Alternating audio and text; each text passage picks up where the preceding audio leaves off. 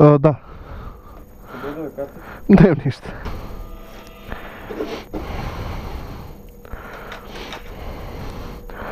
Hvala puno. Ne, treba račun, baci ga slobodno.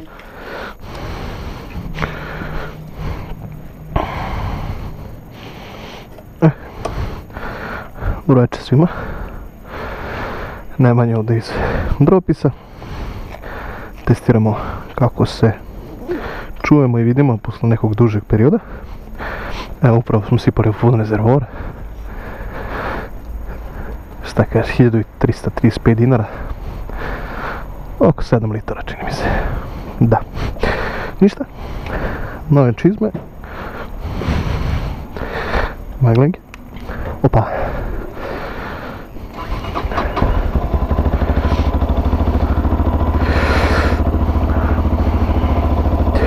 Prebacit ćemo samo na rad oba svetla, odnosno maglenke i LED napred. I polećemo. Noćna vožnja. Peda Teken 250, omaši brzinu. Evo ga neki motorić. Ulećemo u gužu, nećemo praviti sranja.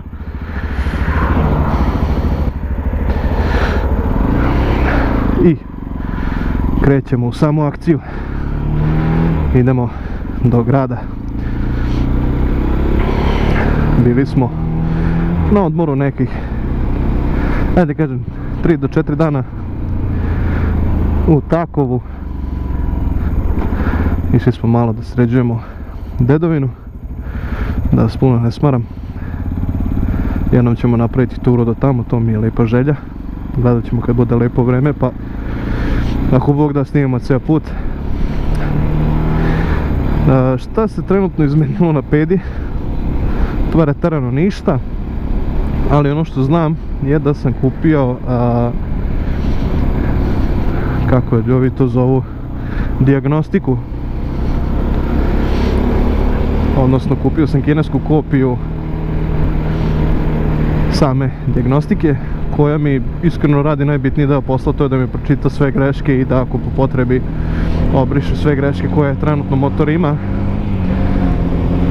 Trenutna greška koju on ima je P0420 i ta greška je vezana za, čini mi se, katalizator da je pisalo, odnosno za lošu ili prejaku smešu goriva. Trenutno još nemamo nikakvu grešku, nije se ništa trenutno palilo. Sam servis kaže da ta greška se pali pri lošem gorivu. Iskreno kažem, nisam primetio to, pošto sipao sam do sad onom na istoj pumpi, nisam imao neke promjene ili tako nešto u odnosu na zvuk, na rad motora, osim ove plastikice koja hoće da vibrira na nekim nižim obrtajima, odnosno i na nižim brzinama, recimo između 20 i 40 km/h. Mi trenutno idemo na detelinaru, idemo da se provozamo kroz hladniju noć, moram tako da kažem, jer iskreno kroz kožno delo čizme osjećam hladnoću. Vidim da nas ova ksara pušta, ali bajo moj, mi smo 420 kubika, mi, što kažu, nemamo potencijal i puna nam je linija i smetamo mu sigurno ekstremno jako.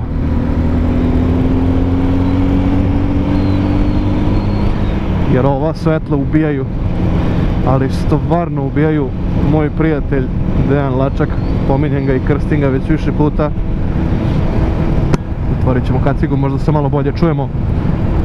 Fantazija su, ali stvarno su fantazija.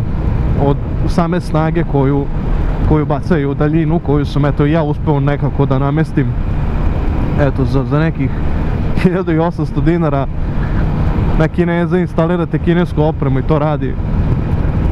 Naravno malo tu treba i njegovo znanja, jer ja nisam toliko vičan u tim stvarima, pa sam ipak savjetovao se sa profesionalcem.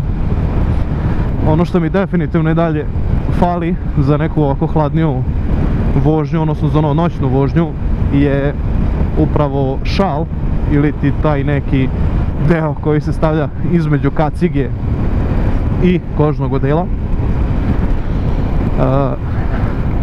Treba jednostavno tu da struji vazduh, moram da dignem ramena ili da spustim kacigu na dole da ne bi imao tolike probleme, ali skroz lepa vožnja sa Tekenom. Neka najjeftinija opcija da imate motor, da položite. Ajde, manje više ta garancija, pitanje šta tu sve valja i ne valja posle garancije.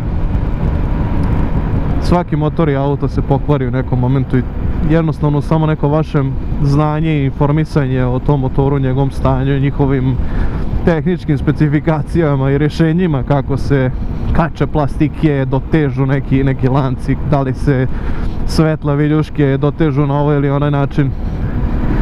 Sve to cena diktira, a vi morate biti svjesni šta ste kupili i morate da obratite pažnju nekada na te stvari.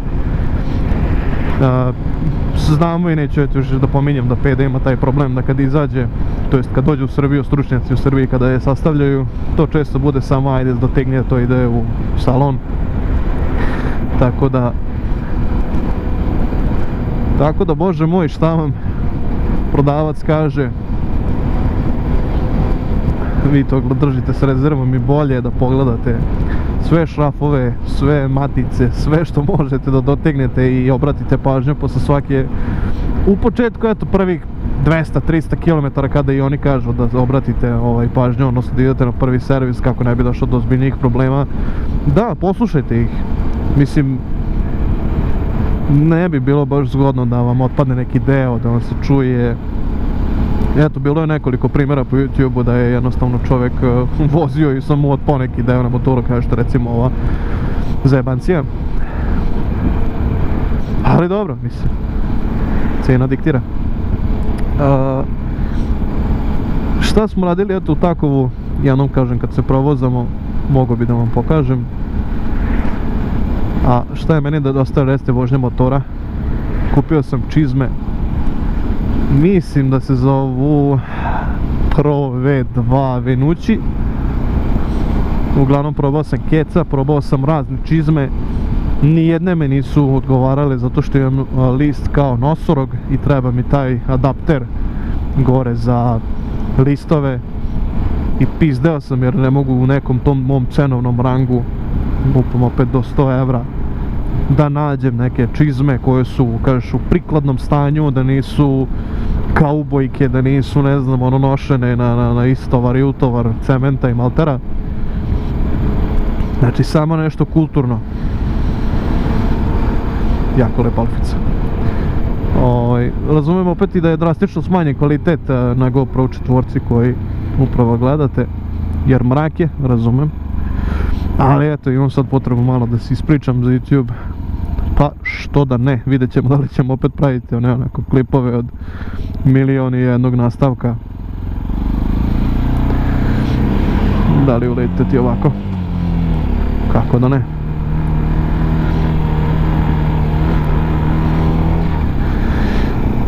Sve u svemu, da, sad mi je vreme neko da se raspričam sa vama, da pitam šta vi mislite o ovom motociklu, šta vi mislite generalno o motorima danas novim. Eto, pričao sam sa nekim momkom, pokazivao mi je NK300 i cijela opet i CF moto zajednice, i eto ljudi koji su i zadovoljni, prezadovoljni i nisu prezadovoljni sa njom, odnosno nisu uopšte razočarani, su ta više, ne znam. Opet ovo su neki početnički motori kojima učite i to opet neko može da nasledi ili da im nađete namenu, odnosno da se vozi po njivi ili da se vozi u nekom, da kažem, zabranjenom zoni gdje nema policije. Tako da sve to morate uzeti u razmatranje šta raditi posle ovog motora ako nešto ne bude kako treba i šta ako to neko hoće da kupi samo da drlje po njivi. Ima puno klipova tu da ljudi voze ovaj motor na zadnjem točku i uživaju u tome i tretiraju ih dosta kao kroserice, pogotovo 125-ice, opet kažem, to su neki klinci koji to pun gas šure i opet pokažu kako sve ti delovi mogu da nastradaju i da se zamenu. Podržavam, jer kažem, bez takvih momaka mi ne bismo znali koliko su izdržive te mašine, kako funkcionišu i neke granice tih motora. Opet kažem, uglavnom su to bile 125-ice, jer 250-ki ljudi nisu baš uzeli da trljaju po putu, da trljaju po njivi, ja se izvinjam. Kakav krater. Grad je dosta miran, trenutno nedelja. Očekivao sam iskreno mnogo burnije, au, brate, ti si naložio. Joj.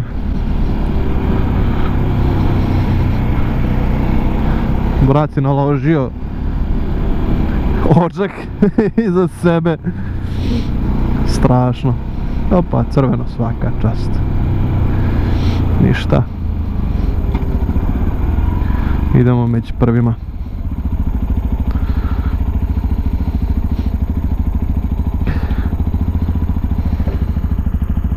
Lepa Škodica, lepa, iskreno. Hoćemo mi sad.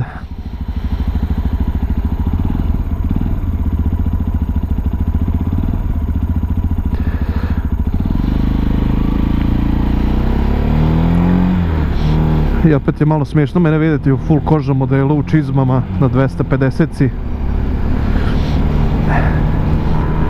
Više sebe zamišljam na nekom super sportu, odnosno sport motoru Eru, ovako obučen. Ali dobro, neka moja želja u početku, rekao sam, bio XT, teo sam taj neki početku fazon, gradski motorčić, mala potrošnica, agresivan dizajn. Vratno ovom smeta dugo svetlo, pa ćemo isključiti.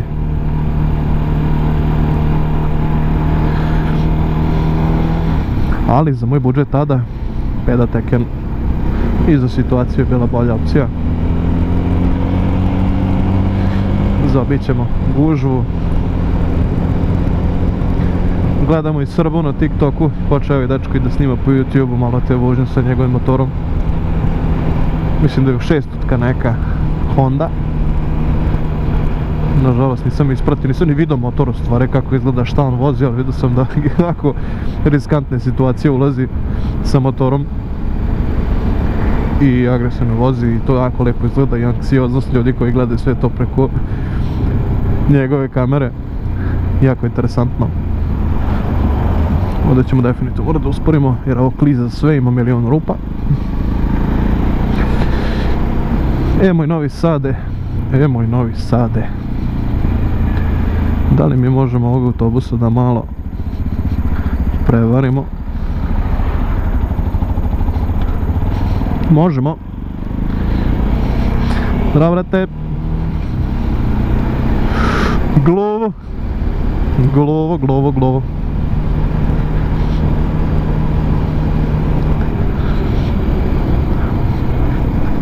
Kako volim ovi mostići, svaki put kad prođem stvarno je prelepo gledati grad odavde. Žao mi je također što sam sa ovim motorom i istom kamerom, odnosno sa kineskom još gore karticom, išao na Bukovac, na Vidikovac od gore sa Nebojšom i tačno taj deo snimka kad smo se penjali i popeli gore kako se vidi grad je ono prelepo, ali kamerica je presnimila kineska. Presnimila je već postojeći sadržaj i uništila 2 klipa posljednja, odnosno to što smo htjeli da se najviše vidi smo izgubili, mojom greškom naravno, da sam naučio da sa kineskom kamericom možemo snimiti nekih pola sata klip i to je to, sve ostalo što se snima duže je bacanje vremena. Ali bože moj, naučili smo, uglavnom te kartice ćemo sačuvati za neke druge namene i to je to.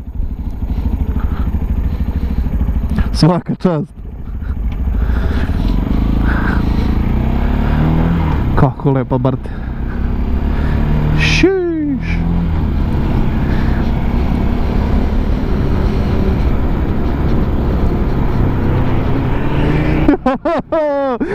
Ja, kako je dobro. Full. Svaka mu čast. Kao mali gradski karting. Imao sam Peugeot 1007 i baš mi je bila želja da ga sredim, da bude spušten, agresivan.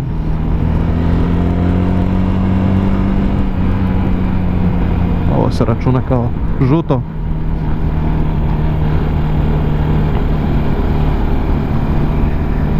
Ali dobro. Idemo na Jevrejsku. Idemo levo.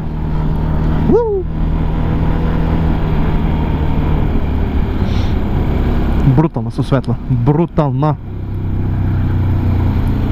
Svi me vide. To mi je poenta cjelokupna bila za ugradnju. Ovo je dobar fazon. Svaka čast.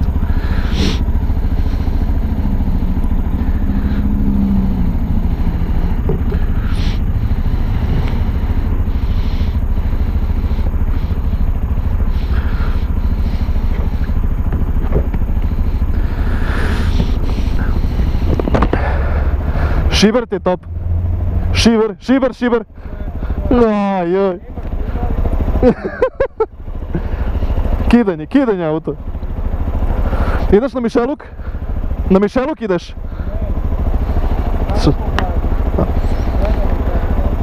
Kidanje auta. Budi dobar.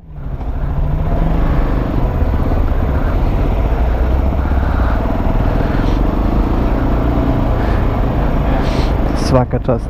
Koliko volim tu ljudi kad se trude oko motorčića, kola, bilo čega. Prelepo.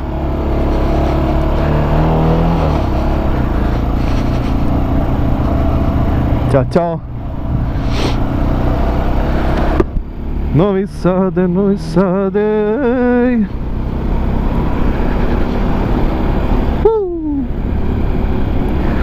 Ljudi, ja ne mogu da opišem ovaj osjećaj, znači 4 dana nisam seo u vozilo, bilo koju kola nisam seo i sedam na motor.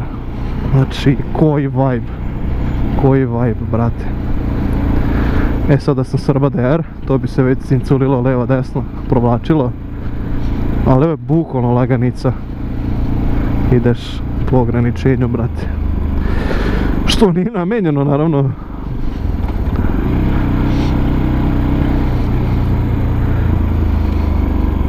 Ako je slobodno, mi bismo prošli, ljudi moji. Hvala.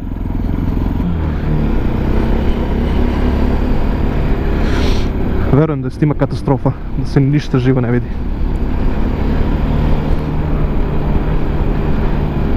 Ovo je možda vibe 2000-ih. Šta 2005, 2006, taj je izašla kamera. Vožnja po gradu, ne vidiš ništa, ali bitno je da se snima. I opet, kamerica je podešena na 25 frame-ova, samo da imam što više memorije i da kažem, snimio sam sve. Može na 60 opet kao i među prvim klipovima da snimim 10 možda situacije, to je to. Što je ovo ljudi, Gyros Master, ono, svi ste gladni, pa zakrčite cijelu ulicu. Ne vidim poentu.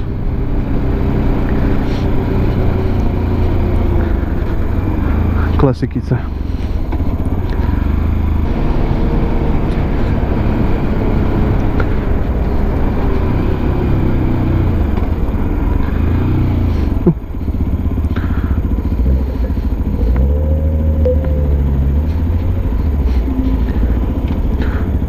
Call tetka. Calling Tetka.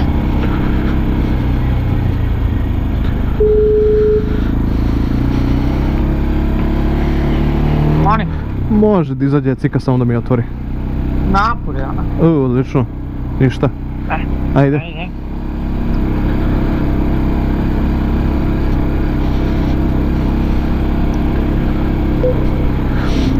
Call Jelena Mijatović. Calling Jelena Mijatović.